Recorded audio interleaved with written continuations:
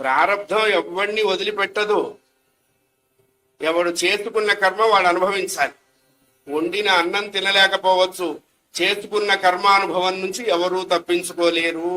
1000 గోవులు 1000 దూడలు ఉంటాయి. దూడ పలుపుతాడు విప్పండి, ప్రతి దూడ వెళ్ళి సరిగ్గా దాని తల్లి దగ్గరే అవుతుంది. కర్మ కూడా అంతే. RRR సిస్టమ్ అంటారే, రిఫ్లెక్షన్, రియాక్షన్, రీసౌండ్ చేసి మనం మర్చిపోతాం. ఫండ్ మెచ్యూర్ అయినప్పుడు వాట్సాప్ లో అప్డేట్ వస్తుంది, మీ ఫండ్ మెచ్యూర్ అయింది తీసుకోవచ్చు. కర్మ అంతే. కర్మని ఎవడూ తప్పించుకోలేడు. మహానుభావుడైనటువంటి భీష్మకుడు సత్యము ధర్మము అనుష్ఠానంగా బ్రతుకుతున్నటువంటి ఆ మహానుభావుడికి ఈ పరమ దౌర్భాగ్యులైన 5 కొడుకులు పుట్టారు అంతే. అందుకనే భాగవతంలో సంతానం 7 రకాలు అని చెప్పింది. ఇందులో పనికొచ్చే వాళ్ళు ఎవరో అన్నారు, 1 7 పనికొస్తారు అన్నారు.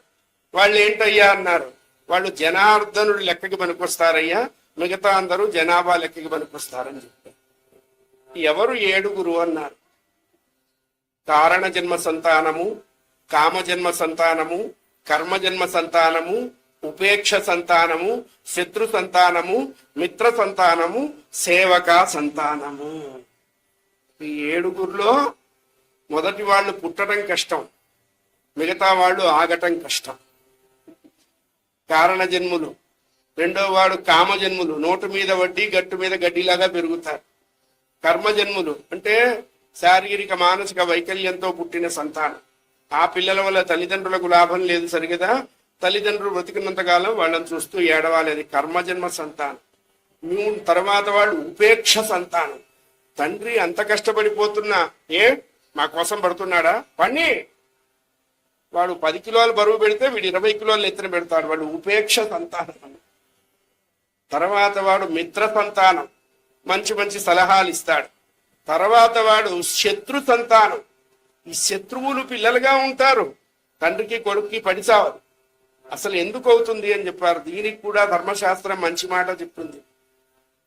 పిల్లలకి తల్లిదండ్రులకి పడకుండా తల్లిదండ్రుల శత్రుభావంతో పిల్లలు ఉన్నారు అంటే ఆ పిల్లవాడి దగ్గర ఈ తండ్రి పూర్వజన్మలో అప్పు తీసుకొని ఎగ్గొట్టి చచ్చాడు, వాడు ఇప్పుడు కొడుగ్గా పుట్టి రప్పాడిస్తున్నాడు, వీళ్ళు రత్స రంబోలా చేస్తుంటాడు అంతే.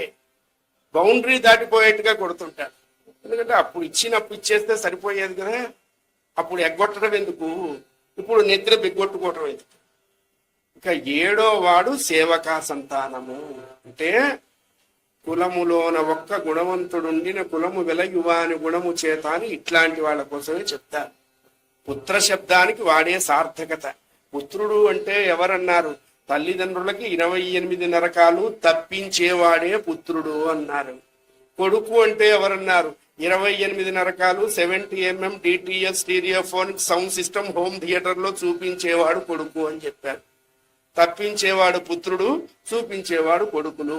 మనకంతా సెకండ్ క్యాడరే ఎక్కువగా ఉన్నారు, ఫస్ట్ క్యాడర్ లేదు. ఎందుకంటే మనకి ఆ మార్కులే కదా వచ్చినాయి.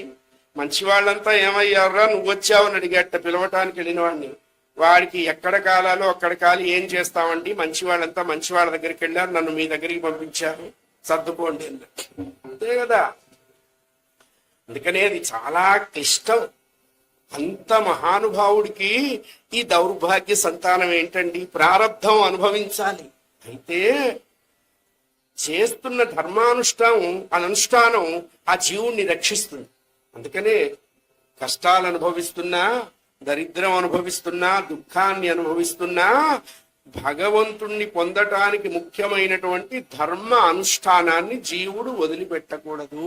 అది భగవంతుడు ఎలా లభ్యుడవుతాడు అన్నాడు, ధర్మం చేతనే దొరుకుతాడు, సత్యం చేతనే దొరుకుతాడు.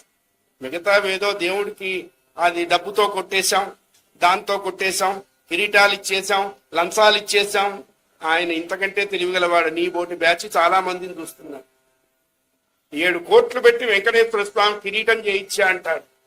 ఎన్ని కొంపలార్పావో చెప్పు. అది చెప్పడం మళ్ళీ ఇన్ని కొంపలార్పడం ఎందుకు, వెంకన్న స్వామికి కిరీటం ఎందుకు, ఆయన ఒప్పుకుంటాడా? 7 కోట్లు పెట్టిన వాడిని 7 ఏళ్లు పెడతారు జైల్లో, అందులో ఏం అనుమానం లేదు. పరమాత్మ కేవలం సత్యాన్ని కోరతాడు, ధర్మాన్ని కోరతాడు, సత్య ధర్మాలతో కూడి ఉన్నటువంటి జీవిత అనుష్ఠానాన్ని స్వీకరిస్తాడు పరమాత్మ. అంతకు మించి వేరే ఏమీ ఆయన అడగడు. ఈయన మంచి అనుష్ఠానం, ఆ ధర్మాత్ముని మరి పరమాత్మే కాపాడాలి.